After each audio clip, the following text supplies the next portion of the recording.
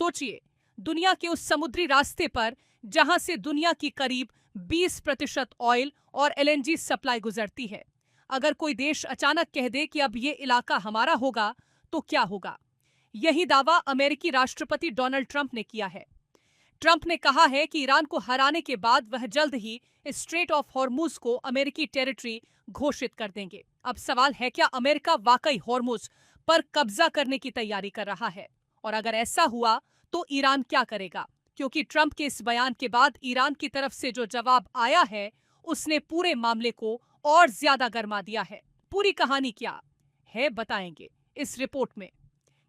दरअसल 14 अगस्त को न्यूयॉर्क में अपने सपोर्टर्स को संबोधित करते हुए डोनाल्ड ट्रंप ने ईरान के खिलाफ और सख्त एक्शन की बात कही। उन्होंने साफ कहा कि वॉशिंगटन तेहरान पर कड़े इकोनॉमिक सैंक्शंस लगाएगा। लेकिन इसके बाद ट्रंप ने जो कहा, उसने सबका ध्यान खींच लिया। उनके मुताबिक ईरान को हराने के बाद स्ट्रेट ऑफ हॉर्मुज को अमेरिका का हिस्सा घोषित किया जा सकता है। हालांकि ट्रंप ने यह नहीं बताया कि आखिर इसे लागू करने की कोई प्रैक्टिकल प्लान क्या है। लेकिन यहीं से कहानी में आता है सबसे बड़ा ट्विस्ट, क्योंकि ईरान ने ट्रंप की इस बात को सीधे सीधे चुनौती दे दी है। ईरान के deputy foreign minister Kazim Gharibabadi ने सोशल मीडिया प्लेटफॉर्म एक्स पर कड़ा जवाब देते हुए कहा कि ईरान न थ्रेट से डरता है और न ही मिलिट्री पावर के प्रदर्शन से। उनका कहना है कि स्ट्रेट ऑफ हॉर्मुज पर न किसी ट्वीट से, न एयरक्राफ्ट कैरियर से और न ही किसी आदेश से कब्जा किया जा सकता है। ईरान का दावा है कि हॉर्मुज उसका था, उसका है और उसका ही रहेगा।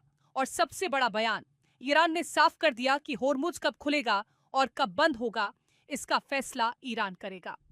यानी एक तरफ ट्रंप का दावा है कि ईरान को हराने के बाद अमेरिका हॉर्मुज को अपने टेरिटरी में शामिल कर सकता है, और दूसरी तरफ ईरान खुलकर कह रहा है हॉर्मुज पर किसी और का कंट्रोल नहीं चलेगा। अब जरा समझिए कि स्ट्रेट ऑफ हॉर्मुज इतना इंपॉर्टेंट क्यों है।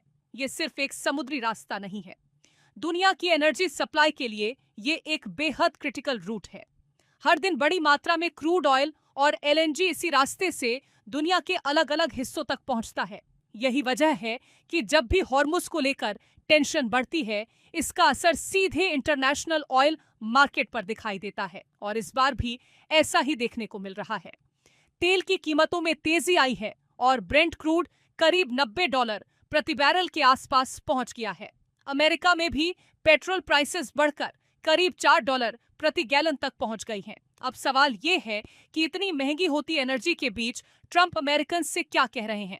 ट्रंप का कहना है कि अगर लोगों को पेट्रोल के लिए थोड़ा ज्यादा पैसा देना पड़ रहा है, तो उन्हें इसके पीछे की बड़ी वजह समझनी चाहिए। उनके मुताबिक अमेरिका जो कर रहा है, वो सिर्फ अमेरिका के लिए नहीं, बल्कि पूरी दुनिया के लिए एक बड़ी सर्विस है। ट्रंप का दावा है कि ईरान को न्यूक्लियर वेपन हासिल करने से रोकना बेहद जरूरी है, लेकिन दूसरी तरफ ईरान लगातार अमेरिका के मिलिट्री एक्शन का विरोध कर रहा है। और ट्रंप ने भी इस मामले में अपना रुख साफ कर दिया है। उन्होंने कहा कि ईरान पर मिलिट्री अटैक करने के लिए वह कभी माफी नहीं मांगेंगे। यानी मामला सिर्फ बयानबाजी तक सीमित नहीं दिख रहा। इसके बीच अमेरिका के ट्रेजरी सेक्रेटरी स्कॉट बेसेंट ने भी 13 अगस्त को संकेत दिया कि वॉशिंगटन अगले हफ्ते तेहरान के खिलाफ ऐसे कदम उठा सकता है जिन्हें पहले कभी नहीं देखा गया। अब सबसे बड़ा सवाल यही है, क्या ट्रंप का स्ट्रेट ऑफ हॉर्मुज को अमेरिकन टेरिटरी बनाने वाला बयान सिर्फ पॉलिटिकल रिकेटिक है, या फिर अमेरिका सच में इस स्ट्रेटेजिक वाटरवे को लेकर कोई बड़ा कदम उठाने की तैयारी कर रहा है? क्योंकि अगर ईरान और अमेरिका के बीच टेंशन और बढ़ी, तो इसका असर सिर्फ दोनों देशों तक सीमित नहीं रहेगा।